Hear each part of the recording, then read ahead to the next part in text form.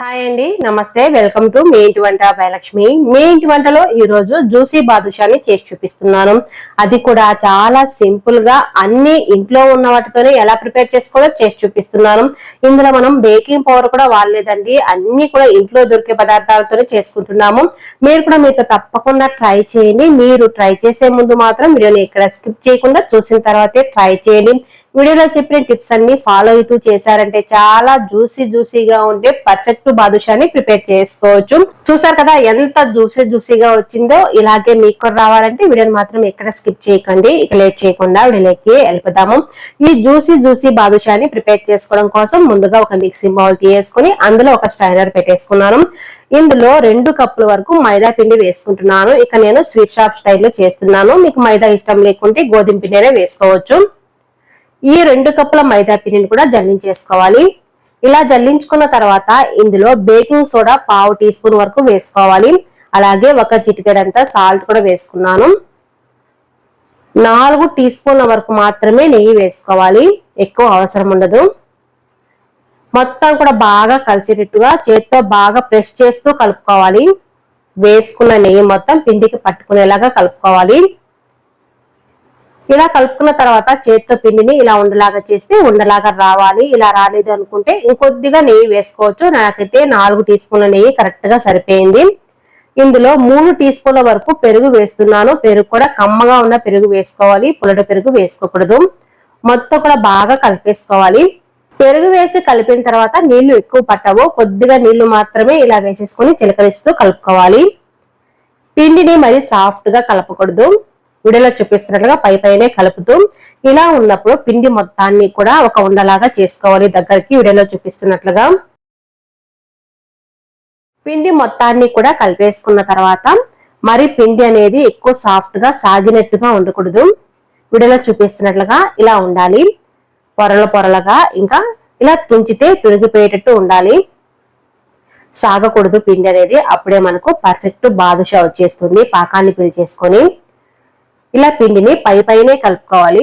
ఇప్పుడు మూత పెట్టేసుకుని 15 నుంచి 20 నిమిషాలు నాననివ్వాలి. ఇప్పుడు స్టవ్ మీద ఒక కడాయి పెట్టేసుకుని 2 కప్పుల చక్కెర, 1 కప్పు నీళ్లు వేసుకొని స్టవ్ ని మీడియం టు హై ఫ్లేమ్ కి అడ్జస్ట్ చేసుకుంటూ చక్కెర అంతా కూడా బాగా కరగనివ్వాలి.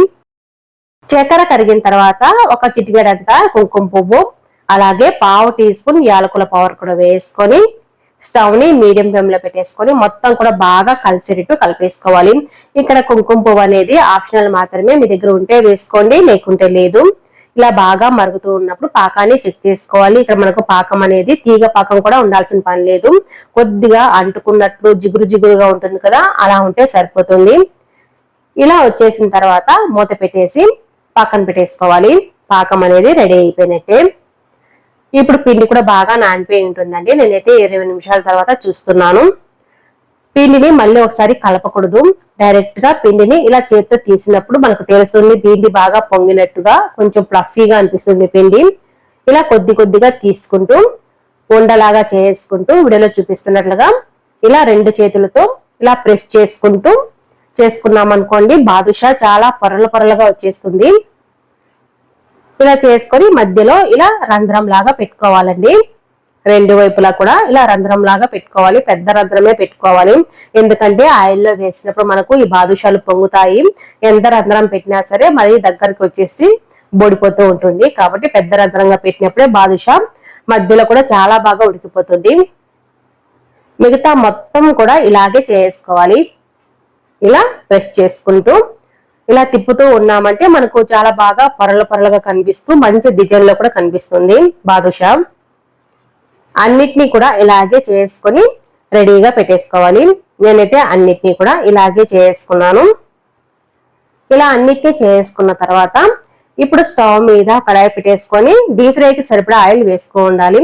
ఆయిల్ కూడా మరి ఎక్కువ వేడవకూడదు. ఇవి చేసేటప్పుడే మనం ఆయిల్ వేసుకొని వేడి చేసుకోవాలి.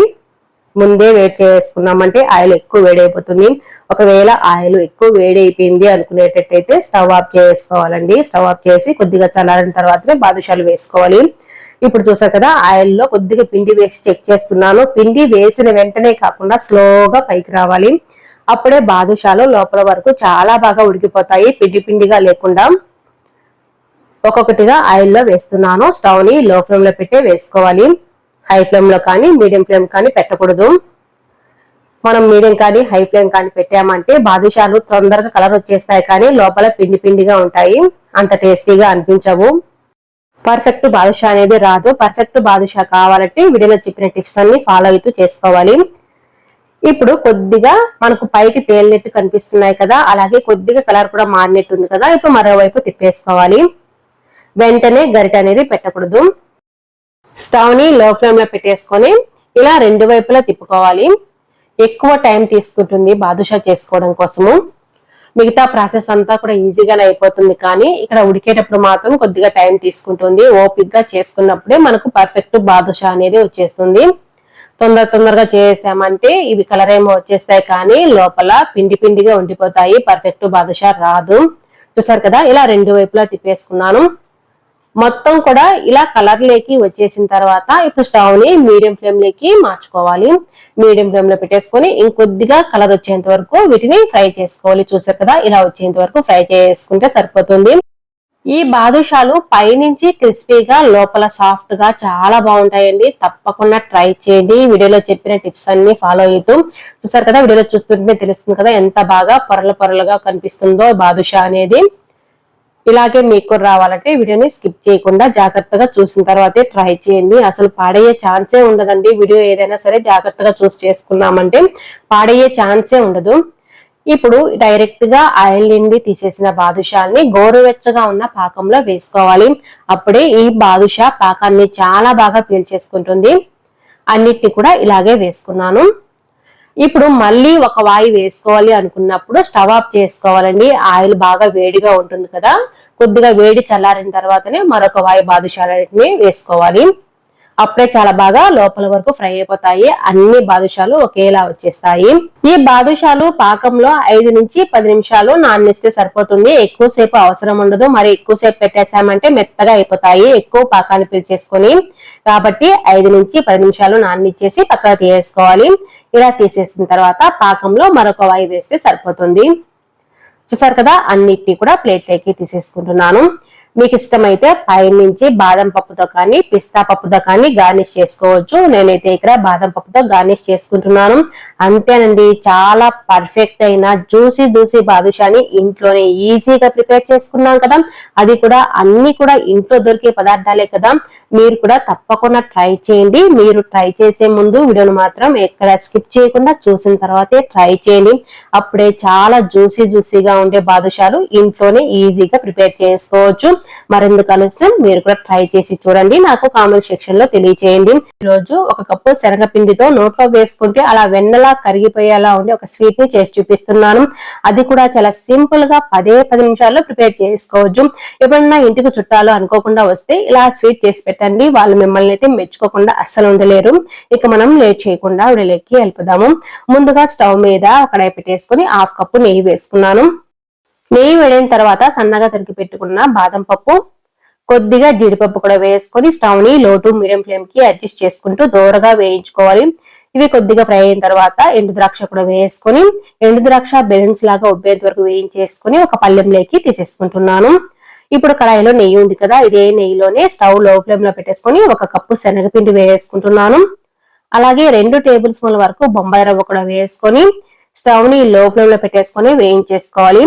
ఈ శనగపిండి మంచి సువాసన అలాగే కొద్దిగా ఎర్రగా వస్తుంది, అంతవరకు వేయించేసుకోవాలి. ఎక్కడే గానీ మాడనివ్వకూడదు, కలుపుకుంటూనే ఉండాలి, గరిట అనేది వదలకూడదు. చూసారు కదా, ఇలా కొద్దిగా కలర్ మారిన తర్వాత ఇందులోనే 1/4 కప్పు చక్కెర వేస్తున్నాను. ఇక్కడ 1/4 కప్పు చక్కెర కరెక్ట్ గా సరిపోతుంది. మీకు ఎక్కువ స్వీట్ కావాలి అనుకున్నప్పుడు 1 కప్పు వరకు వేసుకోవచ్చు చక్కెర. 1/4 కప్పు అయితే కరెక్ట్ గా సరిపోతుంది. మొత్తం కూడా బాగా కలిసేటట్టు కలిపేసుకున్న తర్వాత ఇందులో ఒక 1/2 టీ స్పూన్ వరకు యాలకుల పౌడర్ కూడా వేసుకున్నాను, మంచి సువాసన కోసము. ఇలా మొత్తం కూడా బాగా కలిసేటట్టు కలిపేసుకోవాలి. ఇలా కలుపుకున్న తర్వాత ఇందులో 1/2 కప్పు వరకు పాలు వేసుకుంటున్నాను. కాచి చల్లార్చుకున్న పాలను వేసుకొని మొత్తం బాగా కలిసేటట్టు కలిపేసుకోవాలి. ఇదంతా స్టవ్ ని లో ఫ్లేమ్ లో పెట్టే చేసుకోవాలి. చాలా ఫాస్ట్ గా అయిపోతుంది, ఎక్కువ టైం ఏమి తీసుకోదు. చూసారు కదా, ఇలా బాగా కలిపేసుకోవాలి. ఇలా కలుపుకున్న తర్వాత 2 టేబుల్ స్పూన్ల వేడి నీళ్ళలో కుంకుమ పువ్వు వేసి నానబెట్టుకున్నాను. వాటిని ఇందులో వేసుకున్నాను. అలాగే ఇందులో 1 కప్పు నీళ్లు కూడా వేసుకొని మొత్తం కూడా బాగా కలిసేటట్టు కలిపేసుకోవాలి. ఇలా మొత్తం కలిపేసుకున్న తర్వాత ఎప్పుడైతే అడుగు పట్టేయకుండా సపరేట్ అవుతుందో అడుగుకి అప్పటి వరకు ఇలాగే కలిపేసుకోవాలి. చూసారు కదా వీడియోలో చూపిస్తున్నట్లుగా ఇలా ఉండాలి. కడాయికి సపరేట్ అవుతూ ఉంటుంది. ఇలా వచ్చేసిన తర్వాత ఇప్పుడు ఇందులో ముందుగా మనం వేయించి పెట్టుకున్నాం కదా డ్రై ఫ్రూట్స్, వాటిని వేసుకొని మొత్తం ఒకసారి బాగా కలిపేసుకోవాలి. ఇలా కలిపేసుకున్న తర్వాత స్టవ్ ఆఫ్ చేసుకుంటే మనకు హల్వా అనేది రెడీ అయిపోయినట్టే. అంతేనండి, చాలా సింపుల్ గా శనగపిండితో ఇంట్లోనే నోట్లో వేసుకుంటే అలా వెన్నలా కరిగిపోయేలా ఉండే స్వీట్ ని ప్రిపేర్ చేసుకున్నాం కదా. మరెందుకు ఆలస్యం, మీరు మీ ఇంట్లో తప్పకుండా ట్రై చేసి మీకు ఎలా వచ్చిందో కామెంట్ రూపంలో చెప్పడం మాత్రం అసలు మర్చిపోకండి. మీరు ట్రై చేసే ముందు వీడియోని మాత్రం ఇక్కడ స్కిప్ చేయకుండా చూసిన తర్వాతే ట్రై చేయండి. మీకు ఈ వీడియో నచ్చినట్లయితే తప్పకుండా ఒక లైక్ కూడా చేయండి. అలాగే కొత్తగా చూస్తుంటే సబ్స్క్రైబ్ చేసుకోవడం మాత్రం అసలు మర్చిపోకండి. మీ ఫ్రెండ్స్ కి రిలేటివ్స్ కూడా షేర్ చేయండి. Thanks for watching.